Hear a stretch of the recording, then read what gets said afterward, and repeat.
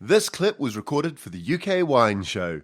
For more information about the UK Wine Show, you can go to ukwineshow.co.uk. The last show we did, we talked about flavours and we talked about the different styles of flavours and clusters and complexity and primary flavours from the fruit and secondary flavours from the winemaker and tertiary flavours from the wines as they age.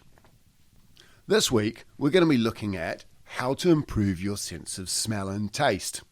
If you're doing the WSET Level 3 tasting exam, which is one of the reasons I created this, I'm sure most of the listeners will find it really interesting, but the reason I created it is because we're doing so many online classes now, and in class, I usually just give people aroma vials, and we talk about what strawberry is and what red cherry is and blackberry. Oh my goodness me, no one ever knows what blackberry tastes like. And it's really easy to say, this is a reference smell. What do you think? Disagree? Let's move on to the next one, all that sort of stuff. And the guys have full access to these aroma kits. I've got a couple of different aroma kits, and they can use them as much as they want at lunch times and things like that, and have a little sniffy sniff and develop their own skill set, if you like. But online, we haven't been able to do that. And I've had a couple of students now, being a little bit nervous about smells. So this is why we created the series for them. So in this piece, we're going to be looking at how to improve your sense of smell, specifically how to improve the way you taste wines and also improve how you recognize different smells. In the WSET exam, there are 8 marks out of 20 for the white wine and 8 marks out of 21 for the red wine for aromas and flavors. So if you want to do reasonably well in the exam, it's really important you do nail these sort of flavors. You can sort of slip by if you're really accurate with other things, but it's a really good idea to nail it if you can. So what we're going to do is we're going to work on trying to improve your sense of smell, including our nose first principle, and also tasting techniques to maximize the smells that you get. Right, so when we talk about nose first, what I'm talking about, well, it's really about making sure you wake up and smell the coffee. Literally, wake up and smell the coffee. Smell what is going on around you. Smells linger on surfaces. Smell everything. Doors, wood, furniture, steel, rust, air fresheners, scented candles, perfumes, lollies, candy, vegetables, spices. Fruit, you name it, there's loads of them. Supermarkets are a great place, but you can look a little bit strange sniffing oranges in the supermarket. We'll give you some tips on how to deal with that. But the key thing, what we're trying to achieve, is the sense of smell, like all muscles and your brain. The more it does, the better it gets at doing it. So the more you practice using your sense of smell, the easier it is to spot things and be aware of what's going on around you. And it's also to help you create a vocabulary. In the level 3, whilst there's technically an unlimited vocab you could use, most people keep to a very specific vocab.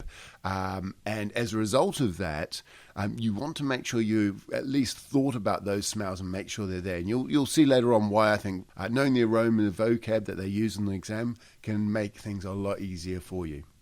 So we're looking to improve your sense of smell, and we're looking to improve your vocab as well. Now, if you are certain that you're going to go on and do a diploma, then you can buy these large aroma kits, and they can be pretty good.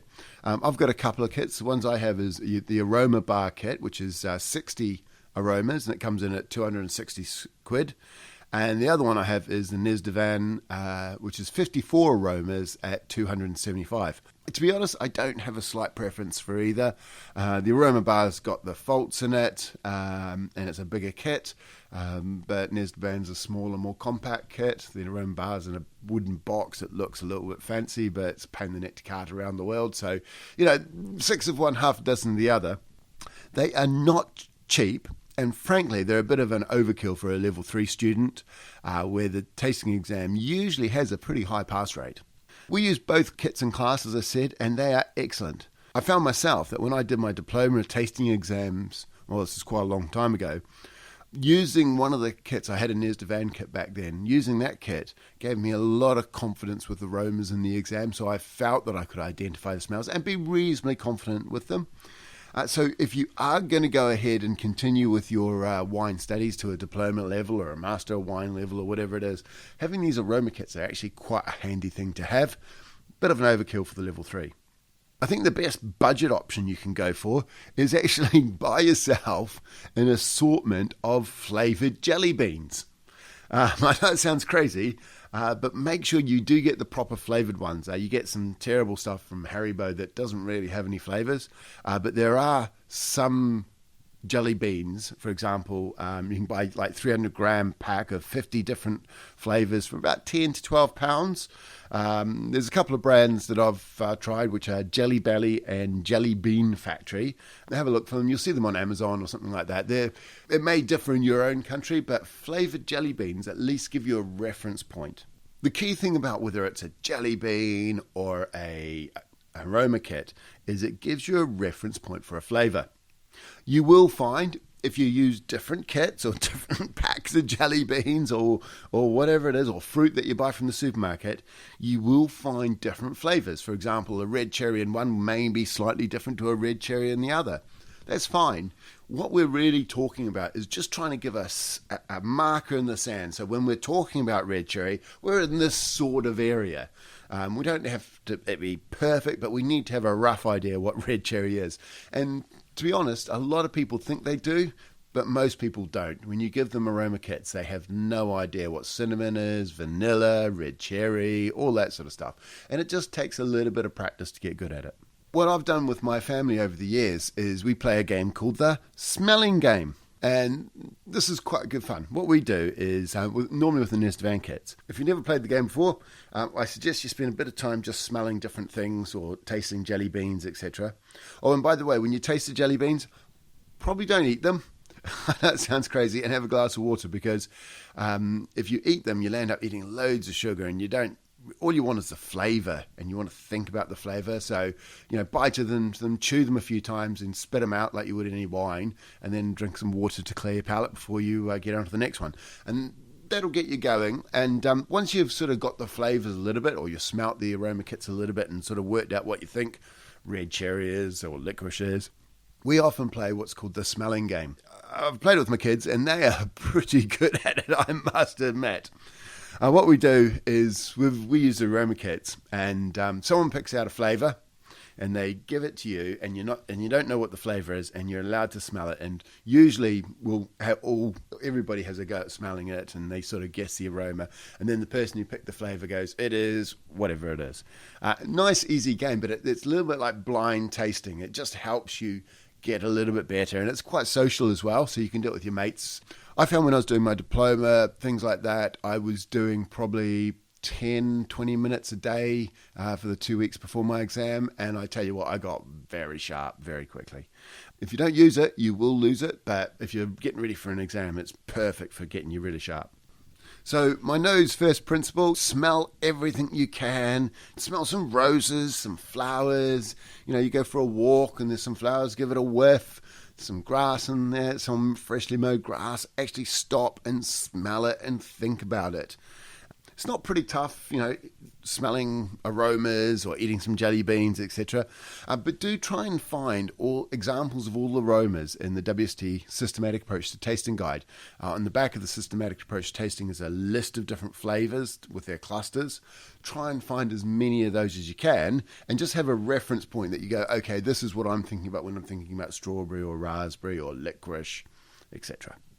There are some weird smells there, like forest floor, smell some dirt. Sometimes you'll get wet leaves, those sort of smells. So there are lots of flavours there for you to experiment with. You don't necessarily need to buy those big fancy kits to do it. Just use your nose first. So that's how you can improve learning to identify items, but actually getting as much out of the wine glass as you can really does require another set of skills. Einstein was supposedly attributed, although it's in doubt, insanity is doing something over and over again and expecting a different result. And the same thing is true with tasting. If you smell the same wine the same way time and again and expect to get different flavours, then you are insane. All that's going to happen is you're going to get desensitized to the aroma, and you're not going to be able to actually smell much after a while. We need variety to get everything out of the glass. So we need to smell the wine differently. But don't worry, there's 6 different ways we can smell a wine to give us absolutely everything in the glass. The way I like to think about it is generally what we're trying to do is separate different aroma molecules. For example, often a complex wine will have a range of aromas, some light and delicate, some heavy and powerful. The delicate aromas can get swamped by these more powerful aromas. So to be able to access the more delicate aromas, we need some sort of tools. And the number one tool is the drawer. How you draw the aromas into your nose and mouth can give different results. You'll find that some wines, a light draw can sometimes access some of the delicate aromas, so taking a very, very gentle sniff. But don't forget to also take a hearty draw because, you'll get some more richness coming through and you'll sometimes get some unusual, interesting aromas as well. Change how you smell. Smell very gently, smell very deeply, that sort of thing. The next thing is what I call layering up. And this is a little bit more advanced on the draw, and it can really help you access lighter aromas. What you do, take your glass, swirl it around a bit, and put your hand over the top. Wait 10, 20 seconds or so. So you've given the glass a swirl, put your hand over there, and you waited a bit of time. Now, bring the glass to your nose, and as gently as possible, remove your hand and take the most delicate smell you can.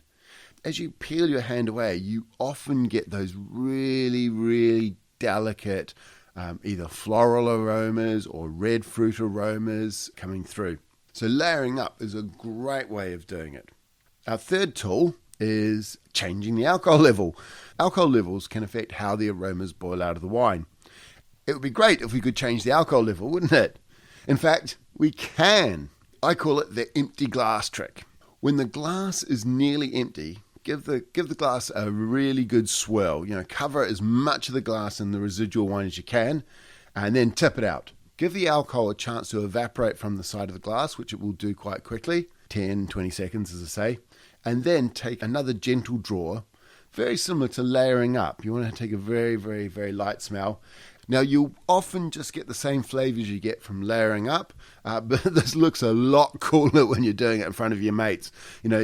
Sitting there, putting your hand, swirling the glass, putting your hand over it and smelling it, lifting your hand away can look a little bit geeky, whereas giving the glass a swirl, filling off the last drop of the glass, put your glass down, and a few seconds later just giving it a snifty sniff can be much more subtle, and you can get all those flavors without looking like an absolute wine geek. In the exam, no one cares, so you can do what you like. You will find that you can also heat the glass up, so warm it up with your hands, let it cool down, let the alcohol levels change, and smell it differently, steady draws, light draws, etc. But on an empty glass, you often do get those lighter flavors, and also you're playing around with the alcohol level in the wine, which can change some of the aromas, and it's easier to change the temperature as well by just warming up the sides of the glass. So the old empty glass trick can be quite useful. Now, layering up and the empty glass trick are both excellent tools in the exam situation, and you should definitely use both. But do remember the old left, right, both situation. And that is, one thing that affects some smellers more than others, and also depends on how you're feeling that week, is that you should smell from both sides of your nose and at the center. Some people have a slightly blocked nose and they're absolutely not aware of it. If you get a wine, block one side of your nose, take a smell, then block the other side of the nose and take a smell, you may find that one nose is blocked up or both noses are a little bit more blocked up than you want. That's fine. You know, it's to hone out the pipe, so to speak, by giving it a good old blow. But you may also find some people, and it doesn't affect me, I must admit straight away, I don't get it, but some people absolutely rave about it, that they do get slightly different smells on different sides going up each side. I can't think of why it is, but some people do talk about it, and at the very least, you want to know which side of your nose is smelling better, because quite often one side is always a little bit blocked and the other side is a little bit clearer. So you just want to be aware of that at the very least, and just see if it makes a difference. You'll know within a while if by experimenting if it does help at all. So as I say, the old left, right and both. So smell on your left-hand nose, blocking the right one. Swap it over to your right-hand nose and then give them both a draw. Light, deep, all that type of stuff. Trick number 5 to get the most out of your wine. Once you've done layering up and empty glass and the old left, right, the next 2 tricks aren't technically about your nose, but they are working the same bit of brain cells that smell. What happens is the flavours themselves, when the wine's in your mouth, go down your throat, up through the back into your olfactory bulb. You may immediately get some flavours. However, the longer the wine's in your mouth, the warmer it becomes, and different flavours can potentially come off at different temperatures. Not always, but it's definitely worth a crack. And you can enhance and change the flavours by drawing air up through your mouth. So you'll see people go like that, sucking some air up through the mouth. And you can vary the draw. Make it a light draw. Very gently suck some air up. Don't suck some air up. Take a deep draw. All that sort of stuff. Let the wine warm up. Bring it in when it's a little bit cooler. All these sort of things will give you an opportunity to get more flavours. And the last thing, again, is the taste. But this is an area a lot of people forget, and it's the finish. Once you've had everything you can out of the wine and you've spat it out or swallowed it, depending on how serious you are about it, the finish can give you some more aromas. A lot of people on the finish are just looking at the length of the wine, how long the flavours persist after I've swallowed, and that's a really good indicator of the quality of the wine. And in WSET, it's we measure the length, and that's part of assessing the quality of the wine. That said, as the flavours fade, some flavours fade faster, some flavours fade slower. And that change in different flavours and proportions of different flavours can affect things like whether you can see delicate flavours or whether you get maybe licorice coming through. Sometimes I'll get a little bit of pepper on the finish that I don't normally get in the wine, perhaps. So as things change, as different flavours are fading away at different paces, you get different accords. Remember, an accord is a grouping of different flavours to create a new, slightly different flavour. And changing levels of different components can give you different accords and let you see different flavours. What I would do is I would taste the wine doing the finish, measure the length like you need to, and then I'd do it again, looking for how the wine's flavours change. And you can see that extra warmth in your mouth and the differences in how flavours change over time. Some linger for longer. It will just give you that extra little flavour. And if you do all that, sometimes you'll just get a wine and it smells pretty much the same as when you put it in your nose. Quite often simple wines are. But when you've got primaries, secondaries and tertiaries, then sometimes you really need to go hunting for them to find them. But they're there. So let's just recap my top 6 tips for getting the last little drop out of wine when you taste it or smell it. And they are the draw. Don't forget to vary the draw. Layering up. Swirl the glass. Let the flavours layer. Gently hoover them up. But that's layering up. Now don't forget to use the left and right nose. Make sure you're aware of which one's a little bit blocked and see if it does make a difference to you. To some people it does.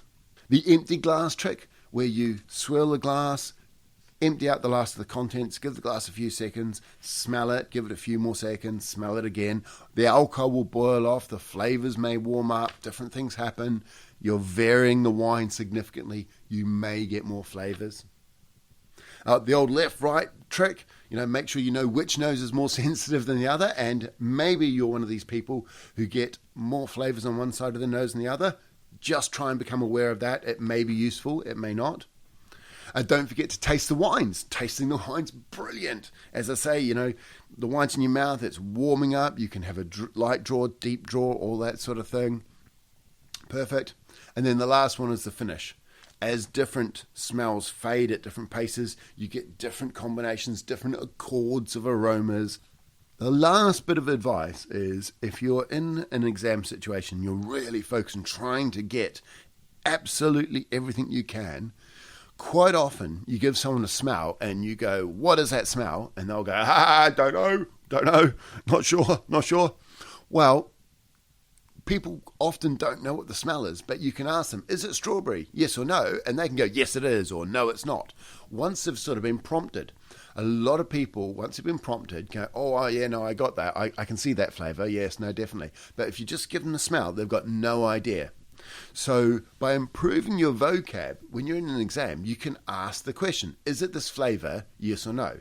And you start with the clusters, the broad groupings. So you might, if you've got a white wine, you might go, is this a herbaceous smell, yes or no? No, it's not. Is it a floral smell, yes or no? Is it a citrus smell? Yes or no? Oh, it's a bit citrusy. Okay. Is it lemon? Yes or no? Is it grapefruit? Yes or no? Is it lime? Yes or no?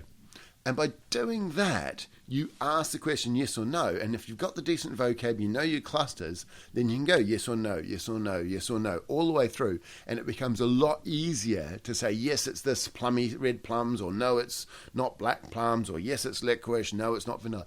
And by doing that, you're just asking the question. It makes it easier to go, is it this, yes or no, and come up with an idea of what the smells are.